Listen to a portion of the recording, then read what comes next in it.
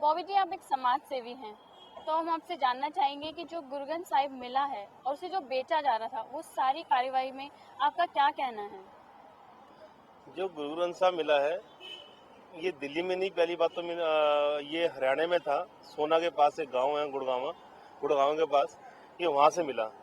इसमें सरदार जसवंत सिंह सूबा जो है और एक राजू जी जो है, राजू जी ने सारा एक कार्रवाई की। उनको ही मालूम था कि कोई गुरु ग्रंथ साहब है, कुछ लोग उसे 20 करोड़ का बेच रहे हैं। उन्होंने वो गुरु ग्रंथ साहब देखा वहां जाके। 15-20 दिन पहले वो वहां पर गए, उनको एक कमरे में बंद कर दिया गया। उन्होंने गुरु ग्रंथ साहब देखा। उसके बाद वो शाम को कोई 6 बजे उनको वहां से रिहा किया गया, छोड़ा गया वहां से। उन लोगों ने उनसे बातचीत की। बातचीत करने के बाद फिर वो गए वहां पर, अपनी जान जोखिम में डाली उन लड़कों ने। मैं तो उनका बहुत बहुत धन्यवाद करता हूँ, सरदार जसवंत सिंह का और राजू जी का, जिन लोगों ने वो गुरु ग्रंथ साहब की पेमेंट जो करनी थी वो दिल्ली में करनी थी, दिल्ली ही मंगवाया उन्होंने।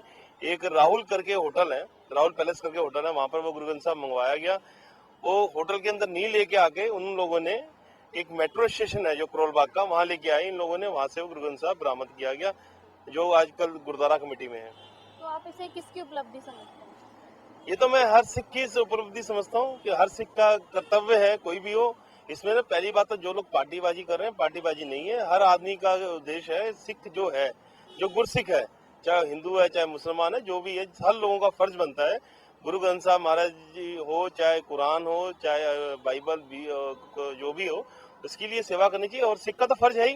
गुरु ग्रंथ साहब जी महाराज को उन्होंने जो लिया यहाँ से, और उन लोगों ने बहुत अच्छा काम किया। मैं जसवंत सिंह का फिर एक बार धन्यवाद करूंगा और राजू जी का धन्यवाद करूंगा। बॉबी जी, जिस तरह से धार्मिक संस्थाएं इस पर पूरा अपना क्रेडिट दिखा रही हैं और सरना साहब भी, तो उस बारे में आप क्या कहना चाहेंगे? सरना साहब जो दिखा रहे हैं, क्योंकि गुरुद्वारा कमेटी के इलेक्शन नजदीक हैं।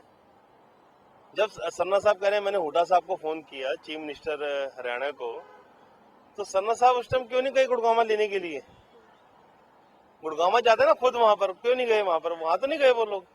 चलो, मैं कहता हूँ कोई भी संस्था को, किसी भी संस्था का इसमें कोई भी हाथ नहीं है।